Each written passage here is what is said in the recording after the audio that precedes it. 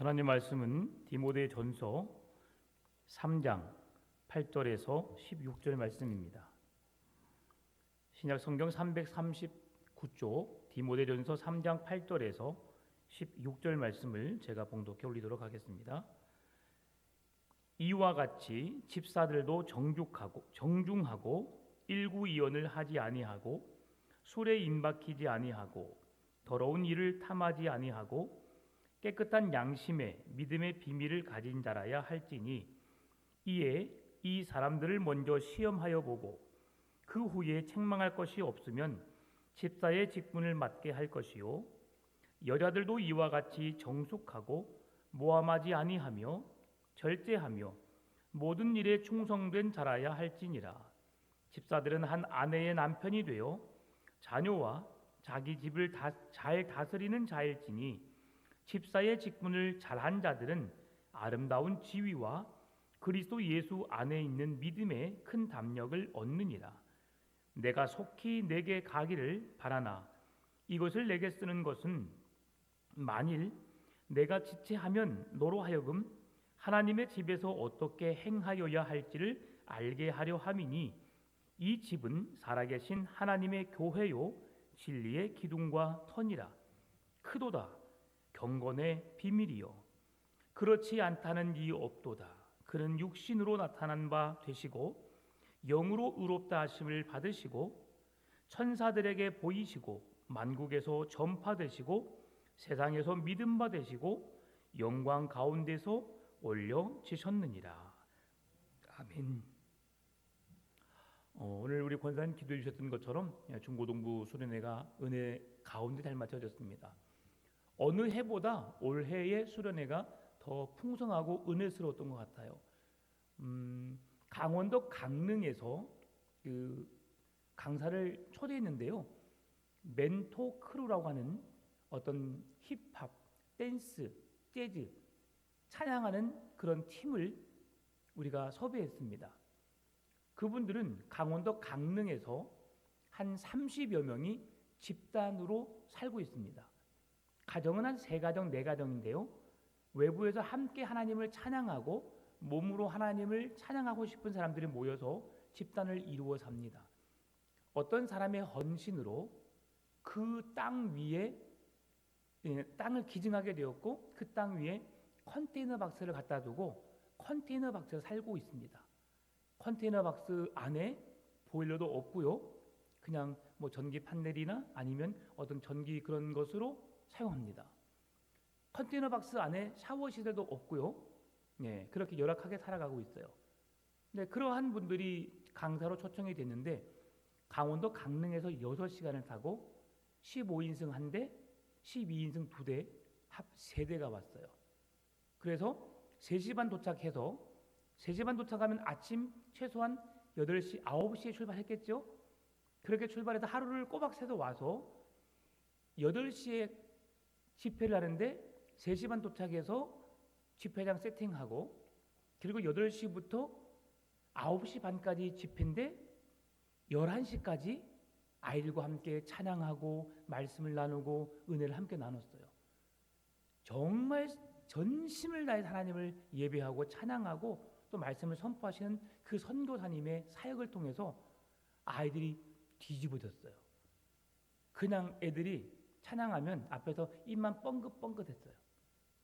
그랬던 애들이 막 힘있게 찬양하고 몸으로 율동하고 방방 뛰면서 하나님을 예배하고 또한 그 선교사님께서 막 아이들에게 어떤 그런 소명을 갖게 하고 꿈을 꾸게 하고 그러면서 정말 어떤 정말 신앙 수련회다운 수련회가 진행이 되었습니다. 참 마음이 아픈 것은 30여 명이 왔는데 강사비를 200만 원밖에 주지 못했다는 거죠. 정말 죄송하더라고요. 강원도 강릉 왔다 갔다 하는 경비만 해도 기름값 톨게이트비만 해도 한 40만 원, 50만 원 써야 됩니다. 세대가 움직였으니까. 그러면 왔다 갔다 밥을 다 먹어야 되잖아요. 30명이 한 끼 밥을 먹으면 30만 원 금방 없어지죠. 올 때 한 번, 갈 때 한 번 60만 원이에요. 그러면 30명의 사람이 실제로 가져간 금액은 100만 원도 채 되지 않겠죠. 그런데 마다하지 않고 와서 그렇게 아이들에게 은혜를 끼쳐주고 가는데, 그걸 보면 느낀 게 뭐냐면 그 다음날 강사가 연예인이었어요. 연예인.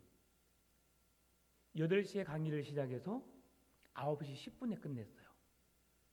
그래서 연예인들이 집회를 오게 되면 강사비가 기본이 1,000만 원이에요. 한 명이 오든 2명이 오든 연예인들은 1,000만 원. 그런데 저희들이 그 연예인을 섭외함에 있어서 어떤 아는 지인 찬스를 써서 저렴하게 모셨어요. 얼마요? 200만 원. 30여 명의 사람이 3시 반부터 세팅하고 저녁 11시까지 같이 함께 이들과 어우러져 찬양하고 말씀 나누고 눈물을 흘려 기도하면서 하나님 앞에 소명을 다짐했던 그 집회가 200만 원. 8시에 와서 9시 반까지인데 9시 10분에 내려가더라고요. 그런데 그 사람에게도 200만 원. 하나님이 큰 영광 받으셨겠구나. 제가 그런 생각을 했어요. 여러분, 크로스 비전 선교회를 위해서 여러분 계속 기도해 주시기 바랍니다. 그래서 그런 좋은 훌륭한 신앙의 사람들, 하나님 앞에 헌신한 사람들, 그분들을 잘 섭외해서 우리 다음 세대 아이들이 신앙의 동기부여를 받고 하나님 앞에 엎드리고 소명감을 받아서 이 세상이 그리스도인으로 살아갈 수 있도록, 그런 일에 힘쓰는 그런 아이들이 되도록. 우리 교회 아이들이 안타깝게도 3명만 참석했고요. 또 한 권사님이, 우리 류명희 권사님께서 휴가를 받아서 2박 3일 동안 동참했어요. 참 놀라운 일이죠. 그렇게 해서 아이들을 품고 사랑했더니 아이들에게 물었어요. 내년에 또 갈래? 예, 당연히 가야지요. 네, 너무 은혜스러웠고, 그래서 그 아이들이 하나님 앞에서 헌신하고 결단하고, 그래서 계속 첫째 날 저녁에도 그들을 위해서 막 품어 기도하고, 둘째 날도 계속 기도하고, 그런 기도의 시간이 너무 은혜스러웠어요. 그래서 우리 아이들이 그런 신앙의 훈련을 받아서 하나님 앞에 온전히 서도록 여러분 계속해서 기도해 주시고 관심 가져 주시기 바랍니다. 지금은 아직 약해요. 우리 교회 아이들의 숫자가. 그래서 그 아이들이 조금 더 성장하고, 또 하나님께서 은혜를 베푸셔서 전도의 기회로 삼아서 아이들이 좀 성장할 수 있도록 여러분 계속 관심과 기도해 주시면 감사하겠습니다. 오늘 본문의 말씀은 지난주에 이어서 오늘 3장 1절에서 7절 말씀을 이어서 그 말씀을 잠깐 생각해 보면 감독의 자격, 감독은 목회자요, 교회의 장로들, 지도자들에 대한 자격을 이야기했었습니다. 그러면서 그 지도자의 자격을 이야기한 이후에 오늘 8절에서 16절 말씀은 교회의 집사의 자격에 대해서 이야기하고 있어요. 집사의 자격을 이야기하는데, 집사라고 하는 단어 헬라어가 디아코노스입니다.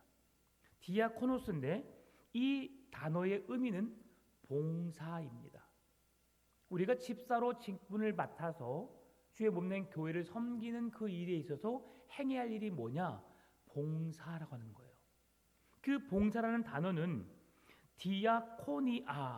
디아코노스라고 했죠. 집사라는 자격이. 근데 디아코니아라고 하는 그 동사에서 파생이 됐어요. 그래서 파생된 명사이고요. 고대 그리스에서 디아코네오라고 하는 그 단어는 식탁에서 대기하다, 식탁에서 봉사하다라는 의미로 봉사라는 뜻이 사용되고 있습니다. 그래서 이 봉사는 봉사하다, 집사라고 하는 직분은 시중 들다라는 의미로 집사의 직분이 쓰여지고 있음을 우리에게 보여주고 있습니다. 시중 들다, 봉사하다. 그러면 이 봉사라고 하는 그 단어가 그 당시 어떤 대상들을 통해서 그 단어가 쓰여졌는지를 살펴봐야 되는데요. 마가복음 1장 31절 말씀 보면 그 의미를 우리에게 보여주고 있습니다. 나아가사 그 손을 잡아 일으키시니 열병이 떠나고 여자가 그들에게 수종드니라. 아멘. 예, 여기에서 수종드니라라는 단어가 디아코네오입니다. 디아코네오의 동사 미완령 과거형인데요. 이 단어가 바로 수종들다, 시종들다, 봉사하다라고 하는 단어로 쓰여지는 겁니다. 이게 뭐냐면 오늘 자신의 열병을 통해서 목숨이 위태로운 상황, 누가요? 베드로의 장모가 심한 열병에 걸려서 죽을 병에 걸렸어요. 그런데 그 열병에서 치유해 주니까 그 치유의 은혜에 감사함으로 그 식탁에서 상전을 섬기듯이 수종 들었다라고 하는 것은 그 자격이 바로 집사의 자격이요 봉사자의 자격임을 말씀해 주고 있는 거죠. 서비스하다. 우리가 식당을 가게 되면 어떤 대우를 받아요? 귀빈 대접을 받습니다. 그냥 쌀쌀맞게 대하고 밥을 먹는데 불편한 식당 여러분 다시 가요 안 가요? 정말 맛있어서 한번 누군가에게 맛을 제공해주고 싶으면 가지만 그렇지 않으면 아무리 맛이 있든 아무리 고풍스럽든 잘 안 가요. 왜요? 내가 내 돈 주고 먹는데 내가 그런 대우를 받지 못하고 음식을 먹으면 별로 가지 않아요. 여러분 식당은 서비스업입니다. 손님들은 왕으로 모시고 그 왕들에게 최고의 식단을 제공해서 맛있는 음식을 그들에게 서비스해 주는 곳이 식당입니다. 바쁘다고 힘들다고 짜증내고 그럼 여러분 어때요? 밥맛이 뚝 떨어져요.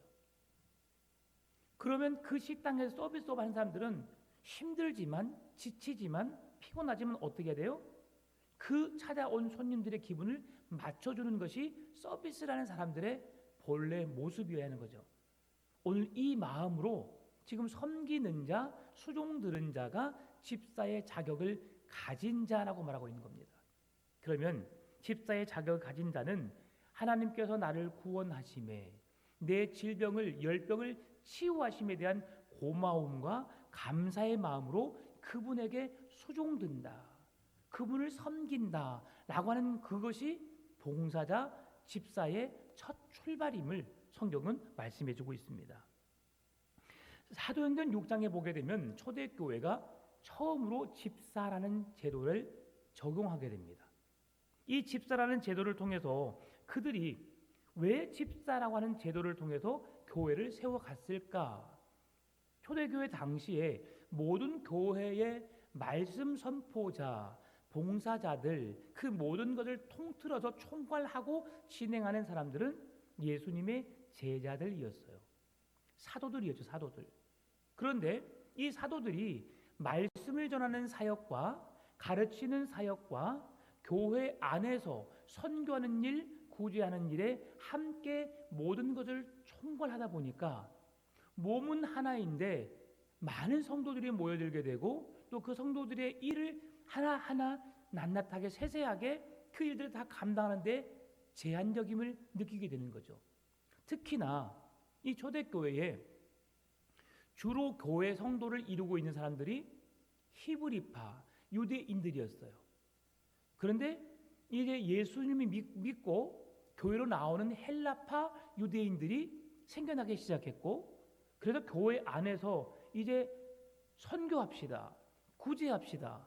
그 대상을 정해봅시다 라고 했는데 그 당시의 지도자들이 사도들이 대부분이 유대인들이었어요. 히브리인들이었죠. 그래서 그들을 중심으로 구제의 대상을 선별하고 구제를 행하게 되니까 늦게 합류한 헬라파 유대인들이 어떤 마음을 가져요? 우리는 이 교회에서 왕따인가? 우리는 구제받을 대상에 속하지 않는가? 우리는 그리스도인이 아닌가? 우리는 이 교회 교인이 아닌가? 소외감이 드는 거예요. 그래서 히브리 유대인들에게 그것을 항소하게 말하게 되고 그렇게 우리들에게도 이렇게 어려운 사람이 있는데 왜 우리들은 그 어려움을 도움을 받지 못하는가라고 지도자들에게 말하게 되니까 그것이 이제 사도들의 귀에 들려지게 되는 거죠. 아, 우리가 잘못 행하고 있었구나. 그래서 하나님께서 주신 마음으로 그 성도들을 돌아볼 수 있는 성도들에게 은혜를 끼칠 수 있는 그들을 섬기는 자를 선택하는데 거기에 7 집사를 선별하는 거죠. 7 집사를 선별하는 기준이 뭐였어요? 지혜와 성령이 충만한 자. 믿음과 지혜와 성령이 충만한 자. 그래도 하나님께서 그 직임을 감당할 수 있도록 서비스업, 봉사의 직임을 감당할 수 있도록 그들을 세웠다는 거죠. 교회가 교회의 모든 일을 함에 있어서 내가 지도자로서 아니면 내가 존경받는 자로서 존중받는 자로서가 아니라 섬기는 자로 그 집사의 직임을 맡을 자로 7명을 사도들이 세웠다는 거죠. 그래서 교회 안에서 일어나는 모든 일들, 선교하고 구제하고 그 어려움에 있는 성도들을 돌아보는 일들은 헬라파 유대인들이든 히브리파 유대인들이든 그들을 통해서 교회에 적절하게 구제가 이루어지게 하고 어려운 사람들을 돕게 하는 일에 하나님께서 사용하셨는데 그 일을 감당했던 자들이 집사였고, 그리고 사도들은 대내외적으로 어떻게 했어요? 복음을 선포하고 하나님 나라 일을 가르치는 그 일들을 감당함으로 교회가 질서 있게 말씀을 전하는 자와 성도들을 돌아보고 그들의 마음을 이해하고 그렇게 함께하는 자들로 나눠지게 된 것이죠. 지금 우리 교회가 이런 초대 교회를 닮아가기 위해서 지금 몸부림을 치고 있어요. 목사 한 사람의 사역을 통해서 교회를 이루어가는 것이 아니라 성도 한 사람 한 사람 모두가 이런 봉사자가 되고 사역자가 되고 이런 섬김의 사람, 수종드는 사람, 집사의 직분을 맡은 자가 되어서 우리에게 소외되고 아파하고 어려움 속에 있는 성도들을 함께 돕고 협력하는 귀한 사역을 교회가 함께 감당해 나가는 거죠. 그래서 교회를 섬기고 있는 모든 성도들 중에 한 사람도 소외되거나 아파하는 일이 없도록 우리의 마음을 열고 함께 기도하고 함께 짐을 지고 함께 힘을 얻어서 갈 수 있는 그런 교회 공동체를 세워가는 것이 우리 풍암전원교회가 추구하는 교회의 모습입니다. 초대교회의 모습을 보게 되면 이들이 스데반 집사, 큰 기사와 표적을 행하면서 말씀을 전하다가 순교를 하게 되지요. 그는 하나님의 성령에 충만하여서 말씀을 전하다가 순교하게 되었는데 이 또한 교회의 어려움에 처한 성도들을 돌아보는 일을 주 업으로 하고 그리고 그 안에 성령이 이끄시는 대로 말씀을 전하다가 순교의 사명을 감당하게 되었고요. 빌립 집사도 사마리아 등지에서 전도하고 병도 고치고 이방인 전도에 공헌을 하고 세례를 베풀다가 그는 하나님의 또 품에 안기는 그러한 삶을 살았습니다. 이처럼 집사는 교회가 세상으로 나아가는 창구가 될 수 있도록 우리가 저 문을 열고 나가면 세상으로 나가는 것처럼 그 세상으로 나가는 길을 안내하고 인도해 주는 사람, 세상과 교회가 하나 될 수 있도록 그 길을 열어가는 사람이 집사의 직분을 맡은 자죠. 교회 안에서는 섬김의 직분으로 봉사하고 교회가 교회에서 세워지게 하는 일에 힘쓰는 자, 그리고 나아가서는 세상의 사람들을 그리스도께로 인도하는 연결의 통로가 되어서 세상 속의 그리스도인으로 우리가 세상을 변화시킬 수 있는 세상 속에 수많은 죽어가는 영혼들을 주님께로 인도하는 사명을 감당해내는 자가 집사라고 하는 거죠. 이렇게 초대교회가 택한 집사의 자격은 성령과 지혜가 충만하여 사람들에게 칭찬을 듣는 사람들이었어요. 오늘 이 말씀을 기준으로 그러면 성령과 지혜가 충만하여 사람들의 칭찬받는 사람은 어떤 사람일까? 오늘 함께 살펴보길 원합니다. 오늘 본문 8절이 말씀해 줍니다. 이와 같이 집사들도 정중하고 일구이연을 하지 아니하고 술에 인박히지 아니하고 더러운 일을 탐하지 아니하고. 아멘. 우리 다시 한번 읽어볼까요? 자, 시작. 이와 같이 집사들도 정중하고 일구이연을 하지 아니하고 술에 임박히지 아니하고 더러운 일을 탐하지 아니하고. 아멘. 8절의 첫 단어가 뭐예요? 이와 같이입니다. 이와 같이 집사들도, 그러면 이와 같이는 무엇을 의미하고 있어요? 앞에 1절에서 7절까지 말씀해 주었던 감독자들과 같이 집사들도 그렇게 행하라. 그러면 섬김의 직분을 감당하고 있는 집사들이 어떻게 교회를 섬겨야 되는가? 첫 번째로 그들은 첫 번째 조건은 정중이라고 했어요. 정중은 무엇을 의미한가요? 헬라어의 원어를 보게 되면 존경할 만한이라는 뜻입니다. 이 정중은 집사로서 사람들에게, 이웃들에게 존경받을 만한 인격을 갖추는 자, 그 사람이 집사의 자격을 받을 수 있는 자라고 말합니다. 그냥 아무나 집사라고 세우는 것이 아니라 집사의 직분은 어떤 벼슬이나 어떤 사람의 그런 능력을 말하는 것이 아니라 하나님 앞에서 본이 되고 사람들 앞에서 섬김을 다할 수 있는, 예수 그리스도를 자랑하고 그를 드러낼 수 있는 그러한 자격을 갖춘 자. 여러분, 이렇게 다른 사람들로 인해서 존경받을 만한 사람이 되어야 된다. 이게 그리스도인이어야 하고 집사의 직임을 맡은 자여야 한다고 말씀하고 있습니다. 여러분은 세상 사람들에게 존경받을 만한 삶을 살고 있는지요? 우리가 옷 품새를 잘 갖춘다고 해서 존경받을 만한 사람이 아님을 우리는 잘 알고 있습니다. 우리의 말과 행동이 옳아야 하고 많은 사람들에게 본이 될 만한 그런 행동과 말을 할 때에 그 사람들은 존중받는 사람이 되는 겁니다. 멋진 양복을 입었다고, 멋진 원피스를 입고 멋진 옷을 꾸며 입었다고 존중받을 만한 대상이 아니라 더 겸손하게 허리를 숙이고 섬김의 사람. 여러분, 나이 드신 어르신이 길을 가고 있는데 어려움을 처해 있어요. 그냥 누구 하나 도와주려고 하지 않습니다. 그런데 어떤 꼬맹이가 다가서서 그 할아버지를 도와줘요. 그러면 그 꼬맹이를 둔 부모가 야, 냄새나고 나이 든 어른에게 가는 것 위험하니까 가지마 라고 하지만 그 어린 꼬맹이는 주저하지 않고 달려가서 그 할아버지를 도와줍니다. 이게 영상 속에 있는 내용입니다. 그런 걸 보면서 아무것도 바라지 않고 그 어르신을 도와주고 싶은 순수한 마음으로 갔을 때에 결국은 그 어르신이 환한 미소로 답하고 또 그 어르신의 필요를 그 아이의 부모가 채워주고 함께하면서 그 모두가 행복해하는 영상을 제가 본 적이 있어요. 누군가가 원하지 않아도 찾아가서 그들에게 섬김을 다하고 그들의 필요를 채워주고 그들에게 기쁨을 주는 것. 오늘 이것이 존중받을 만한 사람이고 모든 사람들이 그들을 인정할 수 있는 부분이고 그리함으로 그 사람들은 감동을 받게 되고 그렇게 행하는 일들을 통해서 그들에게는 놀라운 은혜라는 것이 전달되게 되는 것이죠. 누가 그렇게 살아야 된다고요? 그리스도인이, 집사의 직임을 맡은 우리들이 그렇게 살아야 함을 성경은 말씀해 주고 있습니다. 여러분, 존중받는다, 존경받는다, 어떻게 존중받을 수 있을까요? 내 주장을 다 하면, 내가 하고 싶은 대로 다 하면 그 사람은 사람들에게 존중받을 수 없어요.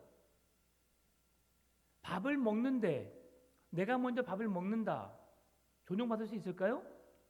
항상 그 사람은 가장 먼저예요. 뭘 해도 가장 좋은 걸 먼저 가져가야 돼요. 양보할 수 있어야 되죠. 운전을 하는 사람이 그냥 무조건 직진, 내 앞에 들어온 차 껴주지 않고 조금만 불편하면 막 크락선을 빵빵 누르고 사납게 운전하는 사람들을 존중받을 수 있을까요? 그 사람이 누구인지 모르지만 그렇게 운전한 사람은 존중의 대상이 되지 못합니다. 그런데 보이진 않지만 서로 양보 운전하면서 그렇게 친절을 베풀고 그냥 다른 사람에게 피해를 주지 않는 사람, 그가 누구라 할지라도 그 사람은 존중받을 수 있는 사람이죠. 따라서 존중받을 수 있는 사람은 절제할 수 있는 사람이에요. 나를 비우는 사람이죠. 나보다 남을 더 먼저 생각하고 배려할 수 있는 사람임을 오늘 성경은 말씀해 주고 있습니다. 두 번째로 집사의 자격으로 두 번째 조건은 일구이언하지 않는다는 겁니다. 일구이언, 이 말의 뜻은 한 입으로 두 마디 말을 하지 않는다라고 하는 것이죠. 여러분, 하나님께서 우리의 몸을 왜 그렇게 만드셨을까 한번 생각해 보세요. 우리의 얼굴을 보게 되면 다 두 개가 있습니다. 눈도 두 개고요, 코도 두 개고요, 귀도 두 개예요.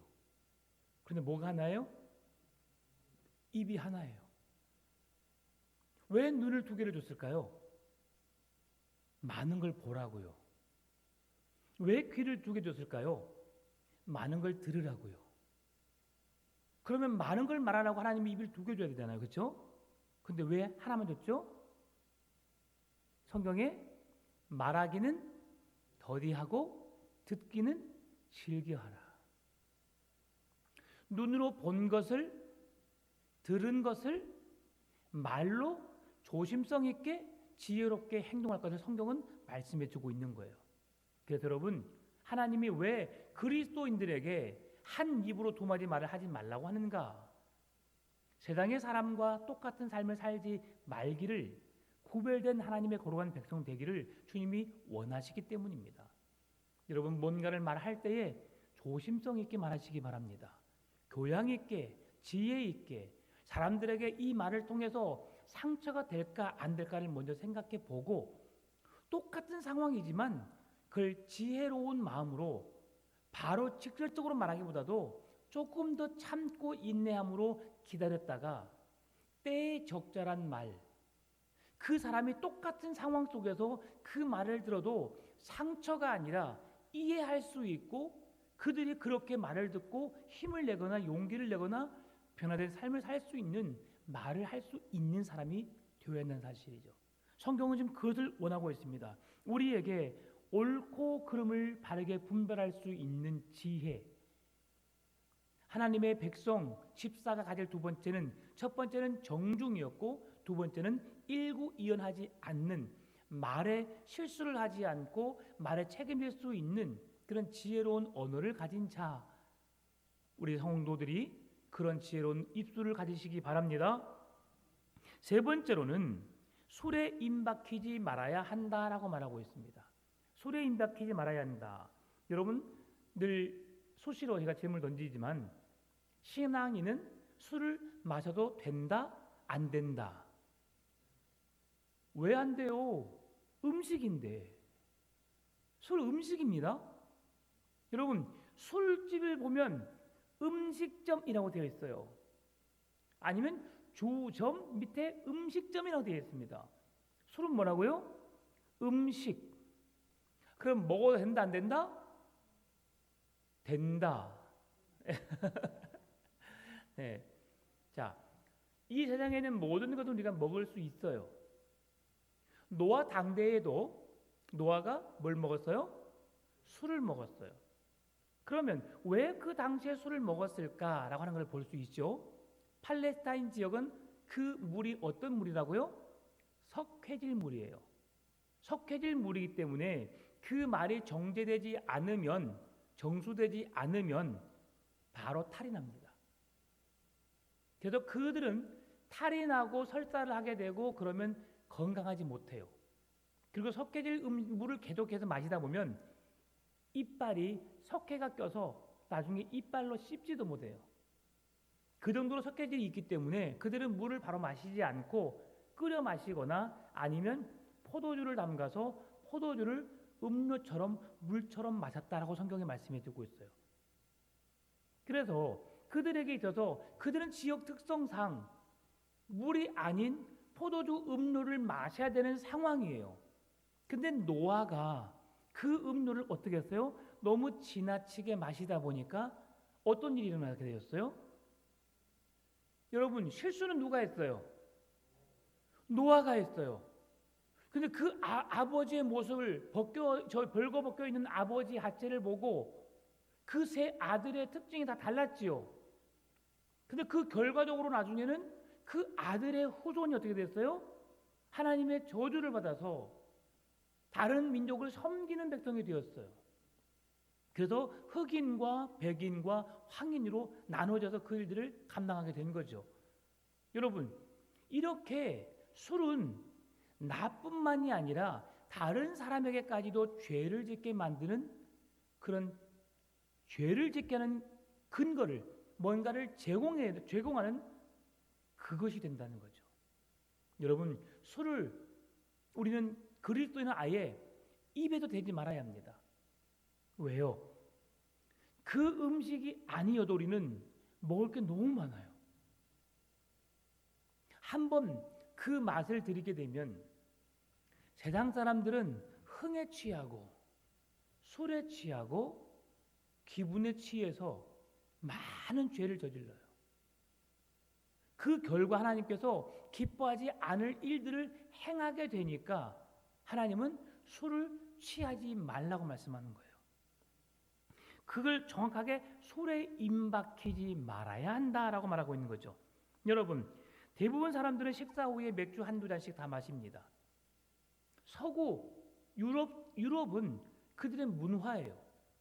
식사를 하고 와인을 마십니다. 와인을 마시는 이유가 뭔지 아세요? 분위기를 내기 위해서, 흥에 취하기 위해서? 아니에요. 또 그들에게는 어떤 지방질의 음식이 많다 보니까 그것을 소화시키는 작용으로 한 잔씩 마시는 거예요. 괜히 기분 내기 위함이 아니죠. 그런데 우리나라 음식은 기름이 끼지를 않아요. 김치찌개 한번 끓여놔 보세요. 상하지 않는 한 거기에 기름이 끼거나 이물질이 떠오르거나 절대 그렇지 않습니다.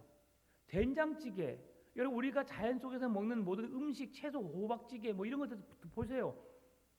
상했을 때 하얗게 뭐가 뜨지 그 외에는 뜨질 않아요. 그러니 우리 몸에 들어가면 그대로 우리 몸에 흡수되고 우리 건강하게 하는 음식이에요. 근데 거기에다가 술이나 와인을 먹을 필요가 없어. 우리나라는요. 참 살기 좋은 나라입니다.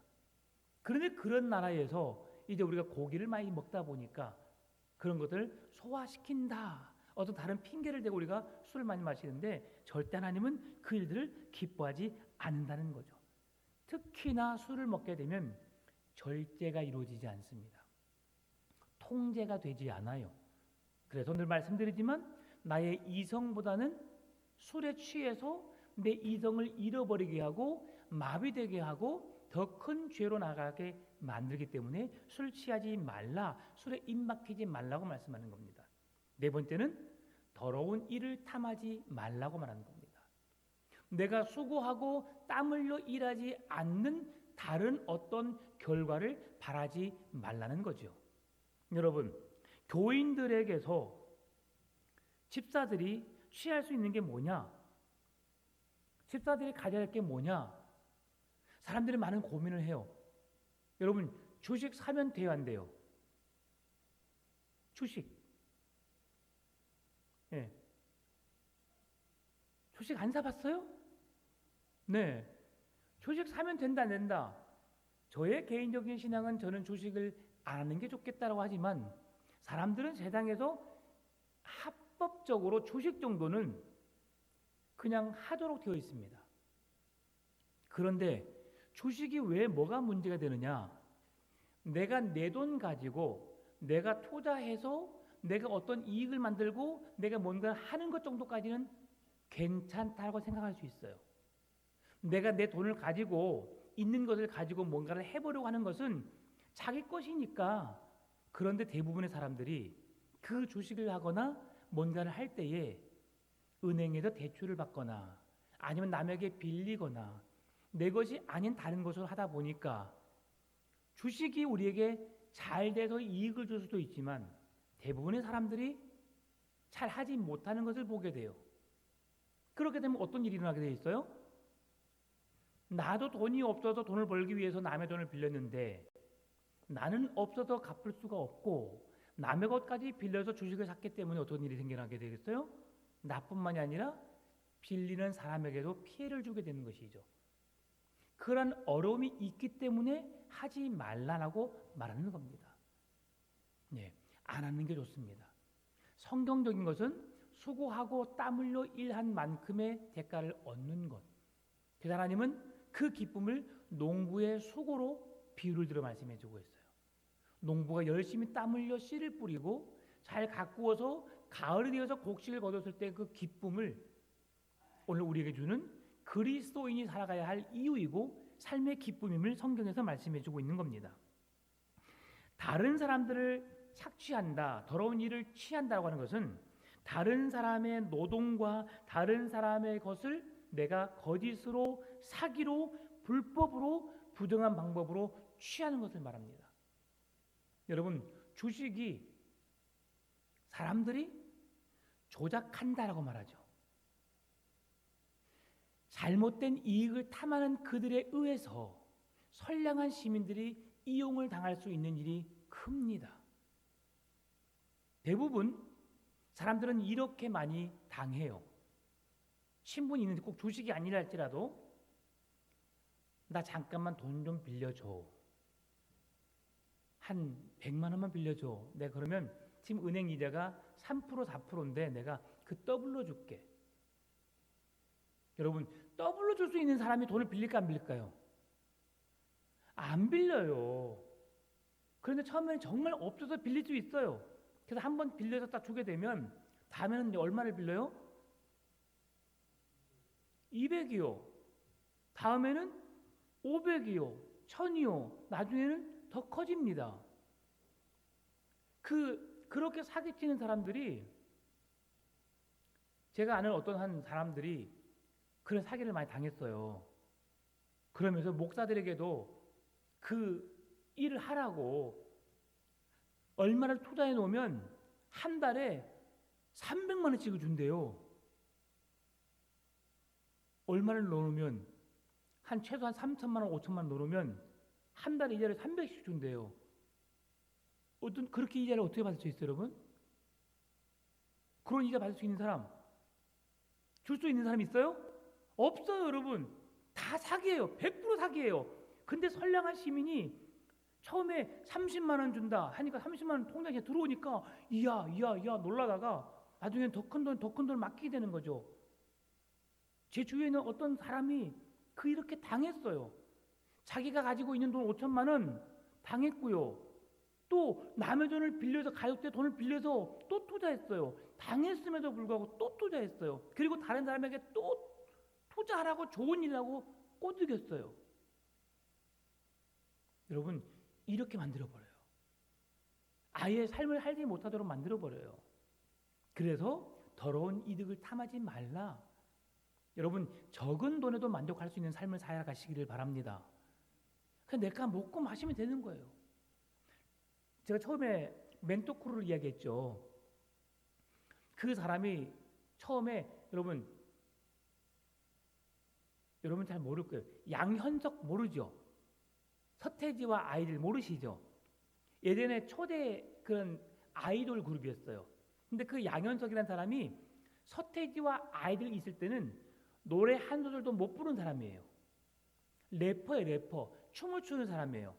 근데 소속사를 차려가지고 지금은 재벌이 되었어요. 몇백억, 몇 조가 되는 어떤 그런 큰 돈을 가진 사람이에요.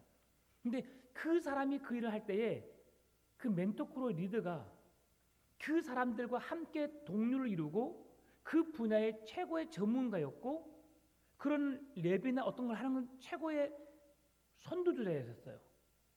그런데 그가 하나님을 만나고 지금은 남들이 보란 듯이 살고 있는 집에 살고 있지 않지만 그 컨테이너에 살면서 우리 아이들에게 이런 말을 하더라고요.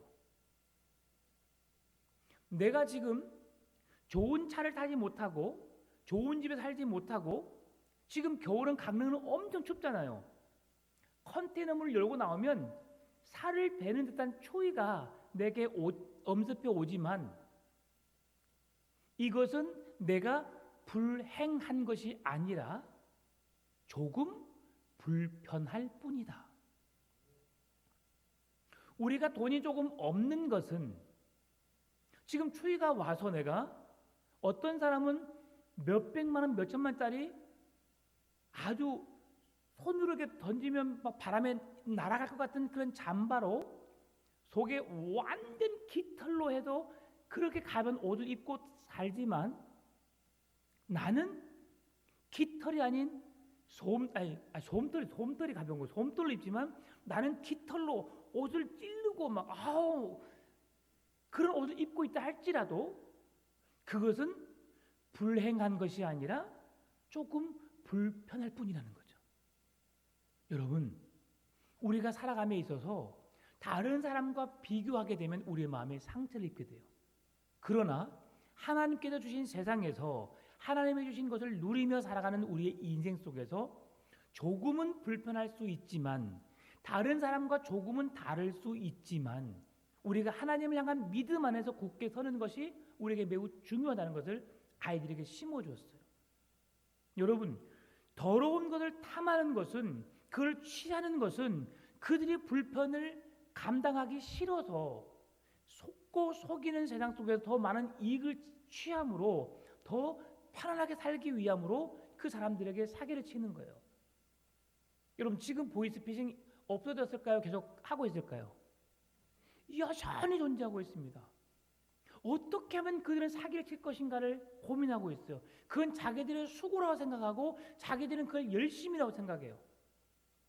여러분, 그런 열심, 그런 수고 하나님은 절대 기뻐하지 않습니다.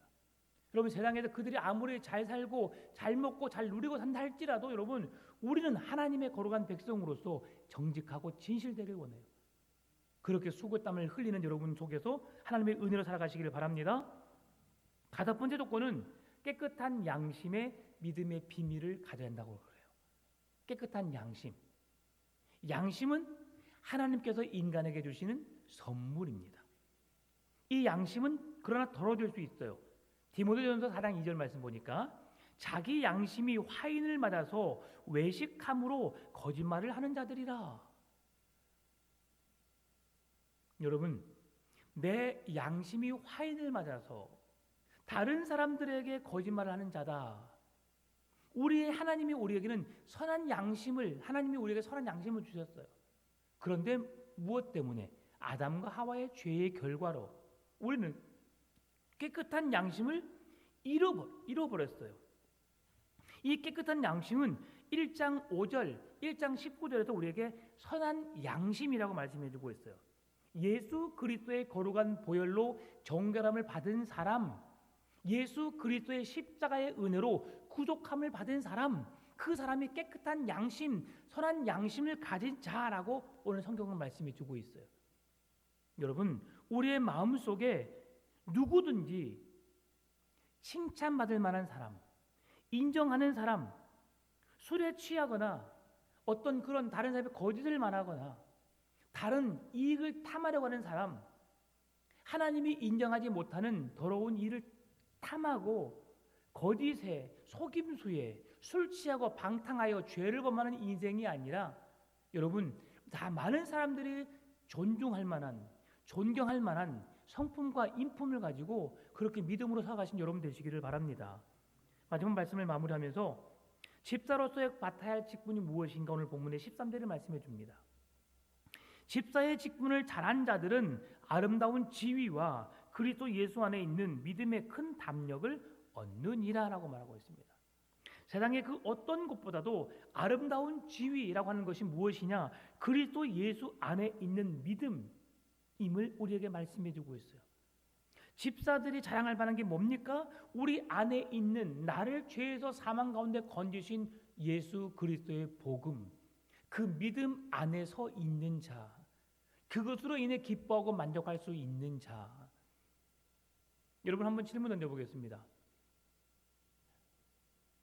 여러분이 지금 직장생활 하고 있다면, 직장생활 하고 있어요.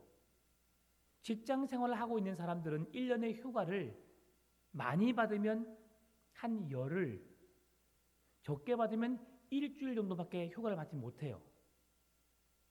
여러분, 그 휴가를 주를 위해서 써야 된다 라고 한다면 1년에 한 번 있는 휴가예요. 가족 여행도 가야 되고요, 자녀들과 함께 어디 시간도 보내야 되고요, 내가 하고 싶은 일도 많아요. 그런데 주를 위해서 희생하라라고 한다면 여러분 하시겠어요? 우리 류명희 원장님 그래도 참 멋진 사람이에요. 3일을 휴가 내서 직장을 안 다니는 사람도 아니고 직장에서 중요한 직책이 있는 사람이에요. 거의 그 총책임자나 마찬가지인 그 한 분야의 직분을 맡은 자가 아이들 수련한다고 하니까 10명, 20명, 30명도 아니고 고작 3명을 데려가는 일에 자기의 소중한 3일을 투자해서 아이를 위해서 희생하고 헌신하고 그들 옆에서 섬기고 도와주는 하나님이 기뻐하신 일입니다. 하나님이 여러분에게 주신 생명들, 여러분의 믿음들, 여러분의 가진 것들을 통해서 여러분 하나님의 기쁨을 드러내는 귀한 일에 사용되어지시기를 바랍니다. 세상은 영원할 것 같지만 이제 끝나요. 우리의 인생 70이요. 강건하면 80입니다. 지금 100세 인생, 120세 인생을 살고 있지만 한 번밖에 없는 우리의 인생 속에서 후회하지 않을 인생을 살아가시기 바랍니다. 오늘 집사로서 사람들에게 존중받고 인정받고 사랑받을 수 있는, 더러운 이익을 탐하지 않고 술 취하지 않고 세상의 정욕에, 세상의 타락된 문화에 휩쓸리지 않고 그리스도의 사랑으로 세상과 교회를 연결해주는 통로로서 그들에게 하나님의 사랑을 알게 하고 하나님의 나라를 소망 삼게 하는 그 귀한 직무를 감당해내는, 또 우리 교회 안에 사랑으로 충만하고 믿음으로 충만하고 지혜롭고 성령이 충만한 온전한 믿음의 교회를 이루어가는 우리 풍암전교회 되시기를 주의 이름으로 축원합니다.